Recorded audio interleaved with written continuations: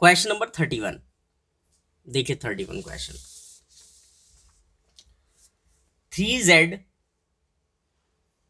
Square minus का 10z और plus का 8, इसको फैक्टराइज कर रहे हैं स्प्लिटिंग द मिडिल टर्म से। तो जो हम प्राइम फैक्टर्स लेते हैं वो लेते हैं किस किस के, इस 3 के और ये 8 के। तो बताओ 3 इंटू 8 क्या होता है, 24। इस 24 के हमें क्या लेने हैं, प्राइम फैक्टर्स। तो 24 के करोगे तो 2 से 12, 2 से 6, 2 से 3, 3 से 1। इन फैक्टर्स को ऐसे अरेंज करना है टू नंबर्स में कि जिनको ऐड करूं तो मिडिल टर्म के इक्वल आए। मिडिल टर्म क्या है, माइनस का 10।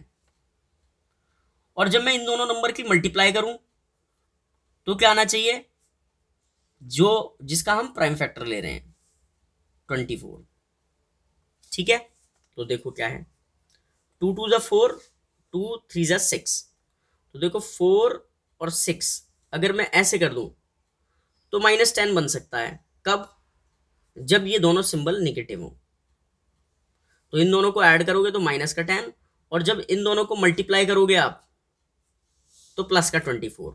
आप चाहो तो ये वाली चीज आगे, ये वाली चीज पीछे लिख सकते हो, कोई फर्क नहीं पड़ता उससे। ठीक है, तो देखो 3z स्क्वेयर माइनस का 4z माइनस का 6z और प्लस 8। देखो इन दोनों को ऐड करोगे ना, ये आना चाहिए, क्योंकि हमने मिडिल टर्म को ही स्प्लिट करके दो पार्ट में लिखा है। और रूल क्या होता है, इसकी मल्टीप्लाई करके प्राइम फैक्टर्स लीजिए, उनको ऐसे अरेंज करिए कि ऐड करने के बाद मिडिल टर्म के इक्वल और मल्टीप्लाई करने के बाद इसके इक्वल। ठीक है, चलो आगे देखो। इसमें से फर्स्ट टू में से अब कॉमन लेना है। मुझे तो सिर्फ z दिखाई दे रहा है कॉमन, तो मैं क्या कर रहा हूं, z कॉमन लेता हूं। तो ब्रैकेट में क्या आएगा, 3z माइनस 4।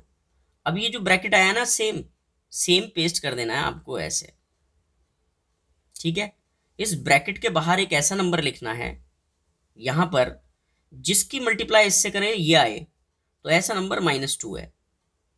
देखो -2 की 3 से करोगे तो माइनस का 6 और z एज इट इज। अब देखो क्या इसकी मल्टीप्लाई इससे करके ये आ रहा है, देखो -2 इंटू -4 माइनस प्लस का 8 तो आ रहा है। इसका मतलब पीछे के सारे स्टेप्स करेक्ट है हमारे। देखो ये 3z-4 और 3z-4 सेम है, इस ब्रैकेट को हम कॉमन लेंगे। तो जब कॉमन लेंगे तो 3z-4 ब्रैकेट को एक बार लिखेंगे और अगले ब्रैकेट में वो चीजें लिखेंगे जो ब्रैकेट में नहीं है। देखो z ब्रैकेट में नहीं है और -2 ब्रैकेट में नहीं है। ठीक है, तो ये हमारा आंसर है फैक्टराइज होकर। अगर ये इसकी जगह ऐसे तुम्हारा आंसर आ रहा हो तो भी करेक्ट है, मतलब ये आगे ये पीछे, इससे कोई फर्क नहीं पड़ता। चलते हैं नेक्स्ट क्वेश्चन पर।